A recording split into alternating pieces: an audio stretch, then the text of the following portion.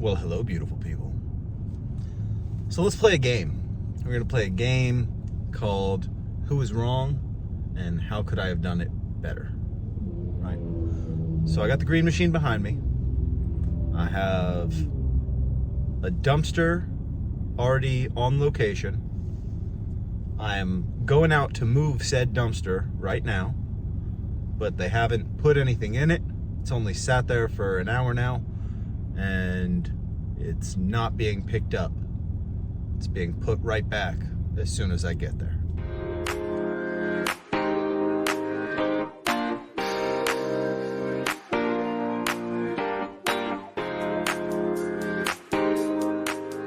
So, I got a call. The client is a repeat client. It's a roofer, someone I've used in the past. Now, they did transition who books the job through me recently, so it was a gentleman, now it's a lady. I did have this issue in both situations, so neither one has been perfect, but it has been my experience that there's a lot of middlemen for a lot of roofing jobs, and a lot of times things don't get communicated because the people talking to the people are not directly attached to the job, right? So the person that books through me is a manager of a salesperson who manages the crew. Generally, the salesperson's the one that speaks Spanish. The crew are all Spanish speakers 95% of the time. So I can't communicate with the crew, but I can usually communicate either with the salesperson 50-50 or the manager person who books the job, right? So when I say, hey, manager person that's booking the job, I'm gonna head out there in an hour or two. Does anyone live there? Is anyone home? Are we gonna have to move any cars? Generally, the person that I'm asking that question to might know if someone does or doesn't live there, for example, but probably doesn't know too much more than that. So in this case, I asked that question, hey, does anyone live there? Is there gonna be room in the driveway if I were to come by today instead of tomorrow morning? I'm gonna come by in probably an hour or two. Is that okay? Direct answer was, yes, it is okay. They know you're coming either today or tomorrow, and they'll move their car if they need to. But wait, little twist. What if they sleep during the day because they're a night shift worker and their car gets put in the garage and not the driveway? Then what? Then they don't know that Joe the dumpster guy is coming. And then they leave their car in the garage and call me back when I'm already an hour away to come move it so they can pull the car out. Fun stuff. So, more or less, the answer to the beginning question, what could have been done different by me, is demand that they contact the customer, right? Like, I can make it a point of my process to say, all right, this job has been booked. Now either I want the phone number to this client, or I want you to reach out to them right now and let them know I'm coming, right? That is another option. Other option, when I get to the job, knock on the door, make sure that the client knows or the client of the client, essentially in this case, knows that I'm putting a dumpster there. So in my life, it's actually the same company both times that this has happened with. In my life, this has happened twice, today being one of them. I might have gotten another call similar, but this exact same thing, which happened to be the same company, one was the guy, one was the gal, have now done this to me at least once. Both jobs were 45 minutes to an hour away, so they're not real quick, let me just run over and fix it type things. And even more fun, this was the first job that I have taken my roll-off to that I really questioned if I should just bring the dump trailer, but I really wanted to test out my abilities with the roll-off and to see where I can fit some of these 16-foot cans with the 16-foot rail in relation to a roof job, right? So a roof job, one of the real nice things about it is the dumpster does push up to literally the garage. So when you're dropping it off a long setup like mine, I have the maximum amount of space for that lot on a roof job. Not to say that that means I have space, it just means that I have the most possible space, because they don't have to open up the doors, and they generally 9 times out of 10 are going to want to have the back of the dumpster literally under the gutters, above the garage. So it was a little tight. I did make it work, but I am not looking forward to now going back there and having to do it again. And not only doing it again, but doing it again probably with the eyes of an annoyed person on me while I'm doing it. So it's just one of them things, right? Yeah, stuff's gonna happen. So I already texted the booking party. I let them know I'm going back out there. I got to move the dumpster. They are going to pay me for it. So I have a dry run fee of between $75 and $150. Just depends on how egregious and annoying, I guess, the situation is. So, hypothetical scenario. Let's say this had happened 7, 8 in the morning, right? It's not, it might disrupt my workday, so that's annoying, but it's not that inconvenient or annoying, because essentially I have, probably a whole day to fix it before whatever situation happens. But in this case, because he's a night shift worker, he's got to get his car out before 10 o'clock. It is now 6.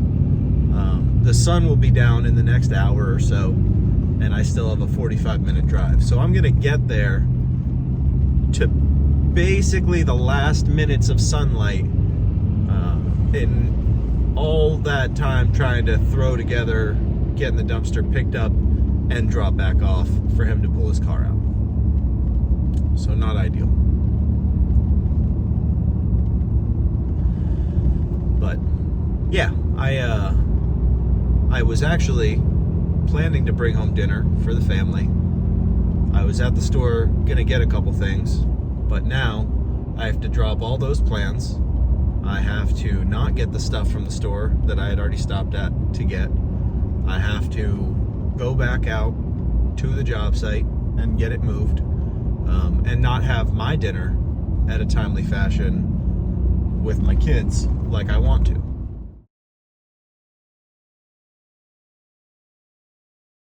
And so it is done. I have officially gotten I've officially gotten the dumpster moved. I was not gonna lie, I was terrified getting ready to pull up at that job, because I have not got much experience with tight residential neighborhoods and dropping off and picking up dumpsters, right? So that was for sure the tightest drop off and pickup I've ever done with the roll off.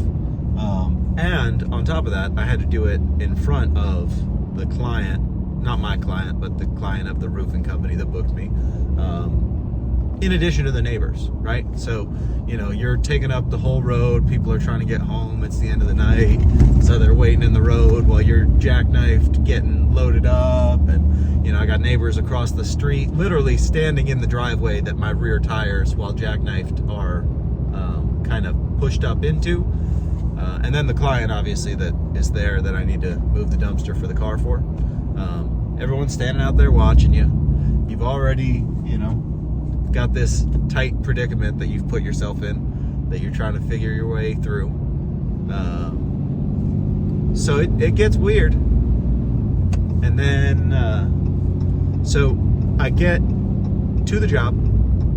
I immediately backed up to the dumpster, just trying to get as much in position before I let the person know that I'm about to be there, or that I am there and I'm about to move the dumpster so they can move their car. While I'm doing it, he comes out, which is normal. People hear a commotion, they're already expecting someone to come out there. So I was so jackknifed, right, that my truck, right, when you jackknife, so truck trailer, my truck was like this. I was almost facing the house of the client that I'm moving the dumpster for, and my rear tires are in the driveway across the street. My tailgate, I'm looking at my tailgate inches, feet maybe, away from the neighbor across the street's car in the driveway, right? Like that's the tight position I was in. And if I didn't do exactly that, there was no chance I was moving that dumpster. So ultimately, I will say, huge boost to my confidence.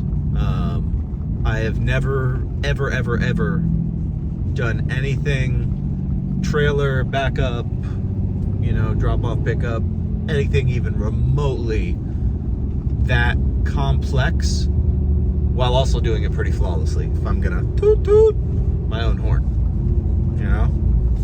I was pretty proud. I backed right up to virtually perfect, right? I had to do one minor, maybe two minor adjustments once I was virtually in position, but that's not even to get the rails to where I needed them to be. That was just to make the fine-tuned adjustment for where I needed them to be, right? Like I got them there, but I had to move them a couple inches left or right to get them lined up to roll it onto the dumpster. So backed up flawlessly, got it started up the process, then realized my lineup wasn't perfect. Now when you're driving a gooseneck trailer, a perfect lineup is pretty important if you're going to be jackknifed, right? If you're in a straight line, there's a lot you can do. You can actually kind of just drive forward, pull the dumpster a little bit. It'll kind of correct itself while you're moving straight, and then everyone's happy. We all move on with our lives. When you're jackknifed, you don't have that luxury. So you can do minor adjustments. You can go backward and forward and try to just get those rails to line up correctly. But at the end of the day, it's their decision ultimately if you're going to look like an idiot or not. Because if you go just slightly a little too far forward or backward, you could throw that dumpster off the rail and cause a whole world of hurt beyond what you thought you were. So, long story short, I would definitely suggest you don't play around with driving the truck while loading a dumpster until you are very comfortable with it. So in front of the client, I actually, had to tell him to stand back a little bit while I, moved it up and down a little bit, lift and lower, just trying to get it to kind of correct itself. But ultimately, I did get up into my truck, and I did end up shifting backward a little bit to kind of get those rails to line up the way that they should. And it worked really well. I actually didn't make a single noise. I was very happy with overall my experience, or lack thereof, making me look experienced, So, got it pulled up, got him out of the way, made a couple jokes with the neighbors before I took off, just to make sure that they're happy, because I was, a little bit up in their driveway. I don't think I touched their grass at all, but who knows what you don't see when you're in the truck. It is a very important thing to touch on that subject, to always check in on the people that may feel like you have wronged them when they're not your clients, right? Because they could still go leave you a bad review. They could still call the, company line and complain about your workers, even if they're complaining to you. I've had more than one person call me in traffic. Sometimes good, sometimes not.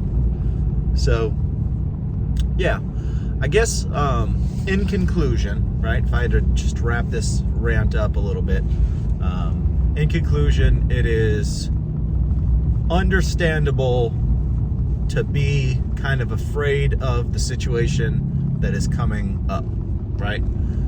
As a business owner, you don't know how things are going to work out, and you hope that they always work out in your favor, but that's not always going to be the case. So ultimately, be aware of what's going on. Make sure to check in on the people around and, see if A, they're not angry at you, but B, who knows, they might need your help or they might need your services. When I pulled away, the neighbor essentially, you know, I joked as I was getting back toward the truck. I said, hey, you know, sorry for having to use your driveway. And up to that point, I didn't know what the emotion was. You know, it was just, that's the first start to our interaction together outside. I know they've been, you know, keeping their eyes on me from the garage.